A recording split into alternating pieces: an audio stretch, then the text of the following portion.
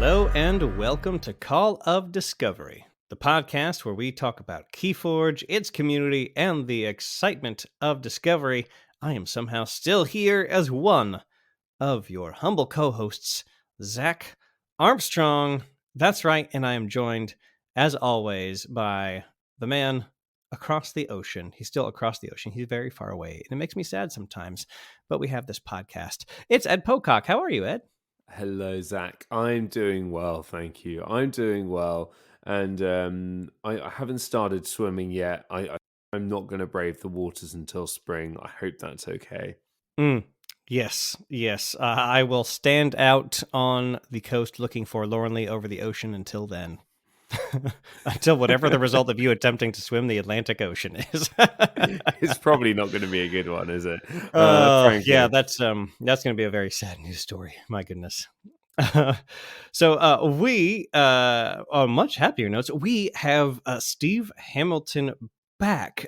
He goes by Balance Sheet as an illustrator, but he is an art director with FFG. If you haven't listened to our previous episode with him on, make sure you do that, as we got to dive into the world of art direction with FFG and what it looks like for KeyForge in particular, and it was an awful lot of fun. So, Steve, thank you so much for coming back and bringing a deck with you this time. Well, thanks again for having me back. Can't wait to share this with you guys. Yeah, of course. And without further ado, what's the name of this deck, and what is your story behind it? Okay, the deck is Bastian el Escéptico del Chamizo. I have no idea what that means, even though I speak Spanish.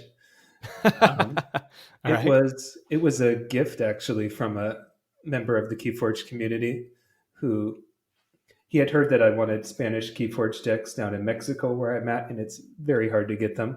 So he was absolutely wonderful, and he actually sent me a whole box of Spanish decks that he'd had to order from Spain to get to me. And it was just a really wonderful gift. And I'm super grateful for that. I don't know if he wanted me to mention his name or not, so I won't say anything there. But Sure. He did tell me when I got the cards, he told me, if there's any really good packets in there, don't tell me, please.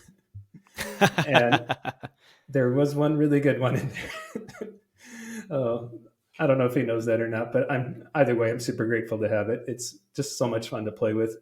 And having it in Spanish is just icing on the cake, because I can use it down here with the kids and teenagers that I play with on occasion, and I just completely destroy them. It's the deck that I pull out when I've had a bad day and I just want to kill something. Brilliant. As in their hope of winning. Just looking at Google Translate, it has indeed detected the language, and it says the English translation would be Bastian the Skeptic of the Chamizo. Yeah, what the heck is a Chamizo? I don't know. I really don't know. Another mystery of the Crucible. Yeah, it must be. It must be. Yet to be solved, yeah. Indeed. So tell us, what are the houses in this deck, and what really makes it sing? Okay, this is a Worlds Collide deck with Logos, Saurian, and Untamed. And this is actually the only good Untamed deck that I've personally played with. Between the three houses here, it's probably the slightly towards the weaker one, so I'll start with that. But it has one very powerful little tool in it, a Legacy Nepenthe Seed that has shown up in Worlds Collide, and it is so much fun to have around, because there's a lot of cards here that I'll need to be able to recur for maximum effect, or if I'm in trouble, I can just pull them out of my garbage with that thing. So I've also got a Mimicry and an Unnatural Selection, which are awesome to have in there. So great for responding to different kinds of threats. And a decent lineup of different untamed creatures. Inca the Spider, Printed Murmuk. Most of the other stuff there's just there to be destroyed by the Neutron Shark when I get to that. But I love having that seed, loving having the Mimicry in there. Moving on to Saurian, I have the awesome combo of Ancient Power, City-State Interest, or rather City-State Interest and Ancient Power, and double Tribute, of course, 2 Shrixes and a Scutum. So my main play with that is usually, obviously, put the Scutum on somebody, tribute onto it and just watch my opponent flail helplessly while all this money is gone. Or, of course, the city state interest, ancient power, and everything's warded and their money is gone. I love it. Wow. And in Logos, I have not one, not two, but three daughters, three beautiful daughters. And if I feel like I want a fourth daughter, I just play my mimic gel, which can potentially get me, and it has happened several times, 10 card draws. And I really love that. I could cycle so quickly, and my opponent's just watching my hand get bigger and bigger, and they have to keep trying to smash my daughters, but they'll pop up again pretty frequently. And then a neutron shark, of course, to screw everybody over if I need to. A few other nice little tools there, but yeah, love those daughters, love those Strixes, love the tributes, love the mimicry, mimic gel, Nepenthe. See, there's just so much good stuff here. And it's a blast to play with, just watching my opponent get frustrated or watching them rush for a lot of ember and their pile gets bigger and bigger. And I'm just smiling over here because I got two tributes or cutthroat researches and I can take that so far down. Yeah, that's brilliant.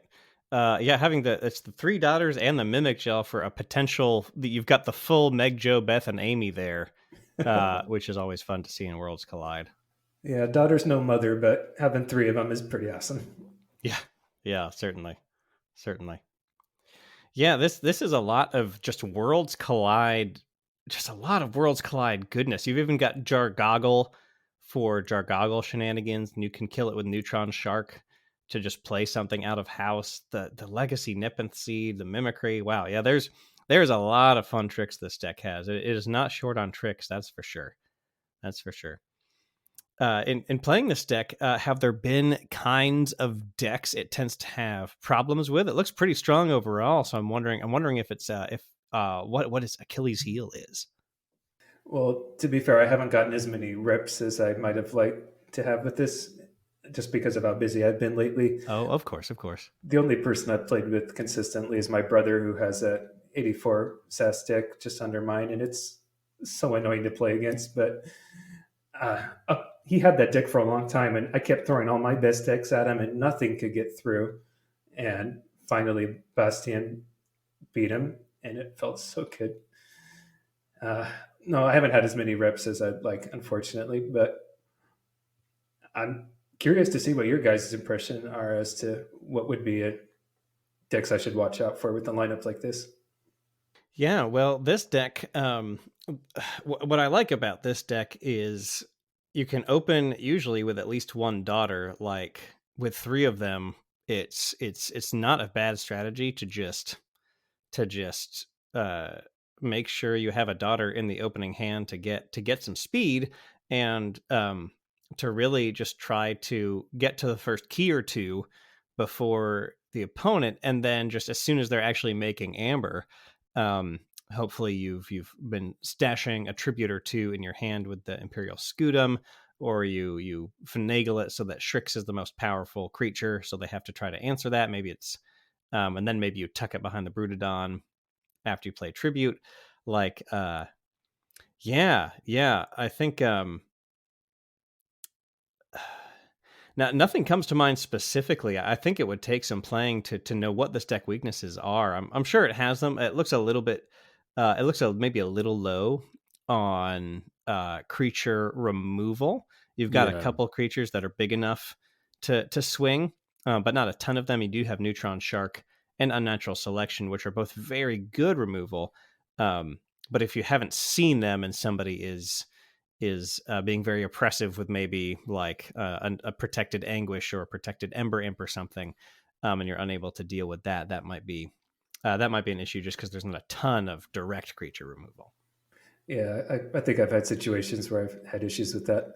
But when you brought up the Shrix thing, yeah, that's my favorite thing to do. It's not easy because I have the Brutodon Auxiliary and Odoak and a few other little things that I have to watch out for. But if I play my cards right and Shrix is the one out there at the right time, I put the Scutum on it, double tribute. Thank you for the money. You need to kill this now. And if I can ward it, with Ancient Power or Imperium or Hologramophone, I get so many ways to ward it. That's even better. Yeah. Watch out. This senator is about to spend all your money on their own key. Oh, that's perfect. I never thought about it that way. Right? The senator has taken your money. You paid them tribute. And now they're going to go succeed. Yeah. Yeah. Well, we all know how that worked out in the next set. Yeah, this is true. This is true. They did. Senator Shrix did lose the election after that. That's very true. And that's why everyone should know the line between tax avoidance and tax evasion. That's Ed's other podcast. It's definitely not. Please don't come after me. Right. He uses a voice changer and everything. So, changing the subject, Steve, when you look at a deck, does the art in that deck, does that play a role in how you feel about that deck? And are there any art pieces in this deck that really stand out to you? That's a good question. I'd feel like if I had a deck that was really crazy strong, but the art was all garbage, I don't know if I'd want to use it that much, or I'd feel particularly attached to it per se. For these cards, let me take a quick look. Daughter, I really like how that artist pulled Daughter off. It's well composed, the palette's on point, and it's very well rendered.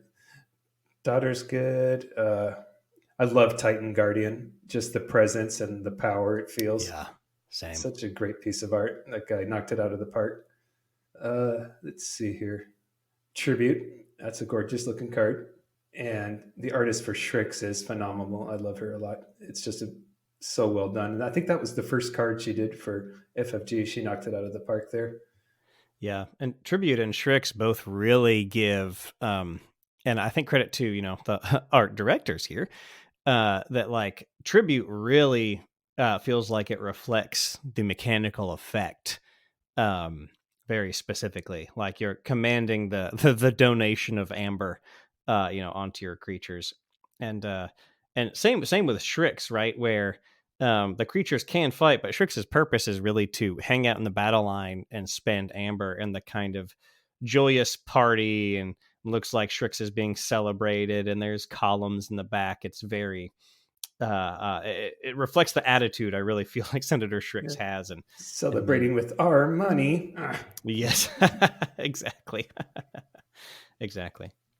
Yeah, that is definitely an element we have to take in mind. At least, like I said before, we don't always know what the cards do. Even the art direction team doesn't always know, because for a variety of reasons, it could be that a card changes between the time that the art brief was commissioned and it's finally released. The mechanics might end up being different, or other little things like that. So we don't always have that much to go on. It's really mostly up to the developers to try to get those things across in the briefs.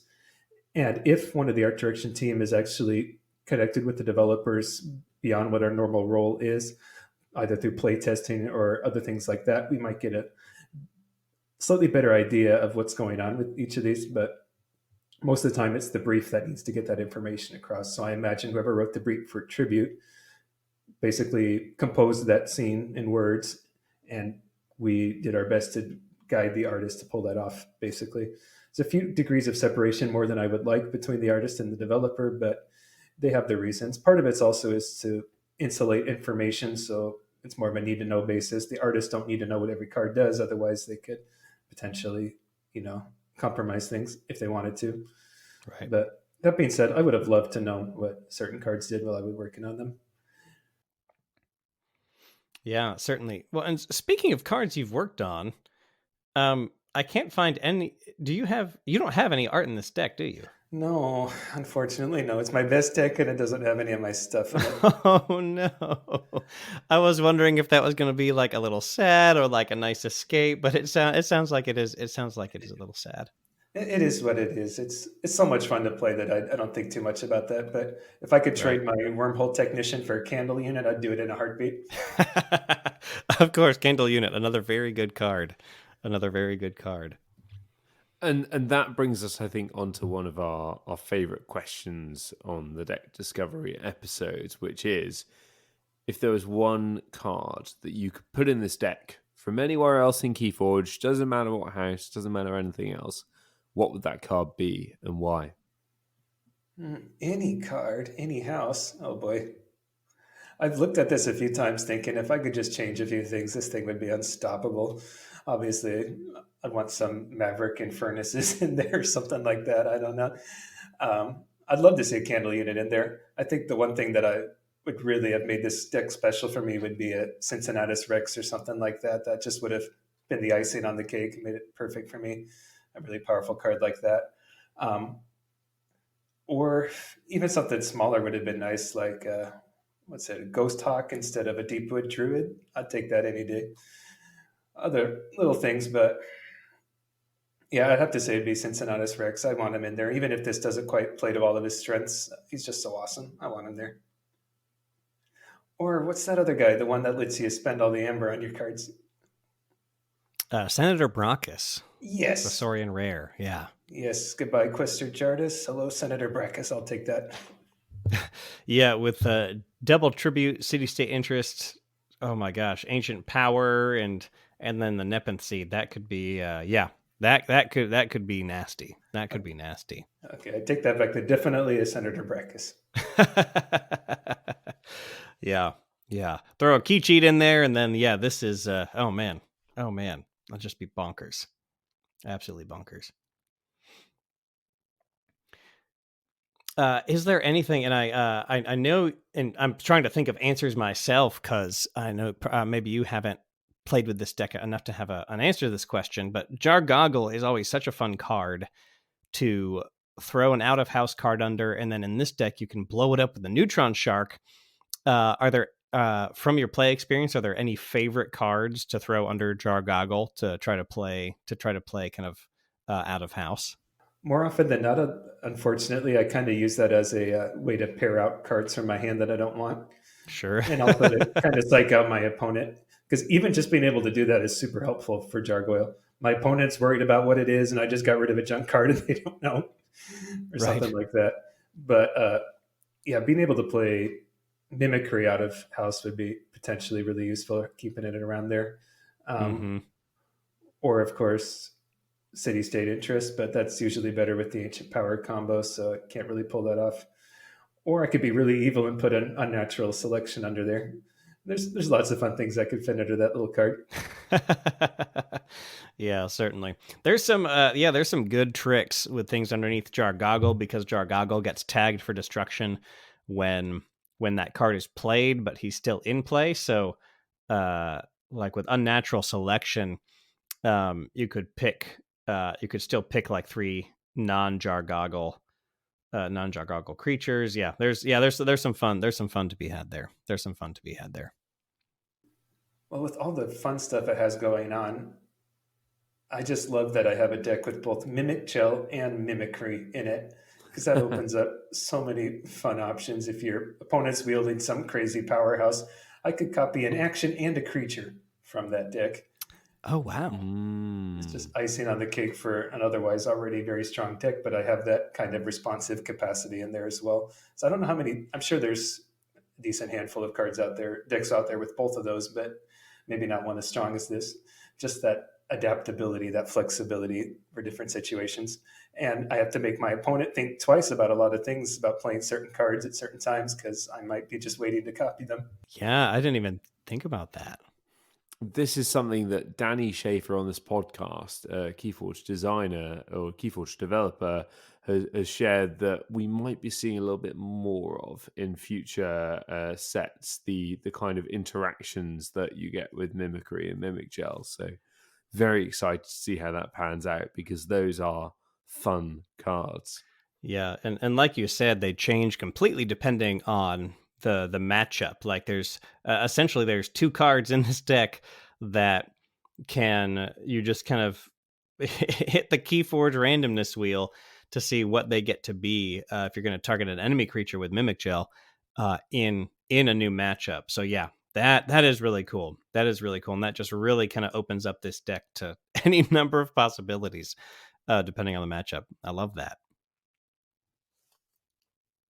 It's a beautiful, fun deck. Every time I pull it out, I just have a blast playing with it. It's got some really tasty combos in it. Some really tasty combos. And I think, Zach, as you said, it's just that adaptability to different scenarios, I get the feeling it would be feel like a different deck every game you play with it. Well, if you ever want to take it for a spin on the Crucible, have at it. Fantastic. I might just take you up on that offer, Steve, and maybe many of our listeners will too. So that's very exciting. But it has really been a joy to have you on the show.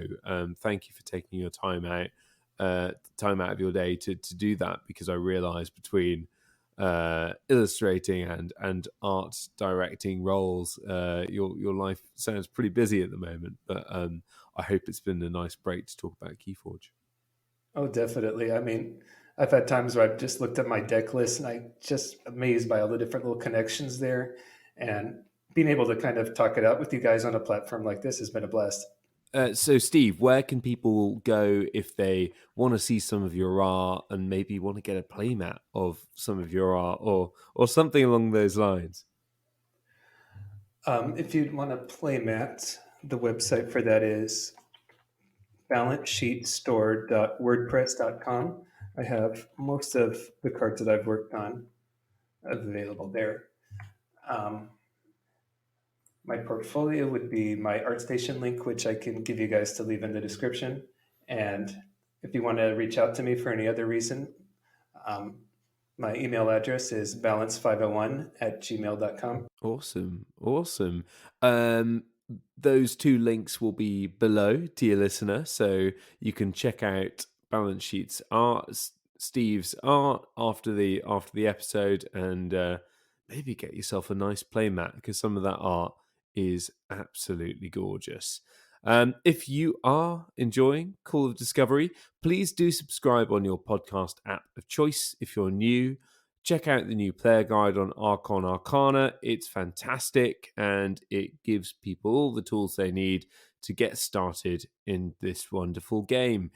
If, dear listener, you're looking to support us monetarily, please visit our Patreon link below, where you can sign up to support us monthly and enjoy rewards like our Discord, where we get many of the topics and questions for the show, and also Beyond Discovery, our Patreon-only podcast series, of which there are now 3 whole episodes. There is song, there is dance. Okay, maybe there's no dance, but there's all sorts there. Let us know what you'd like to see more of or less of in future shows.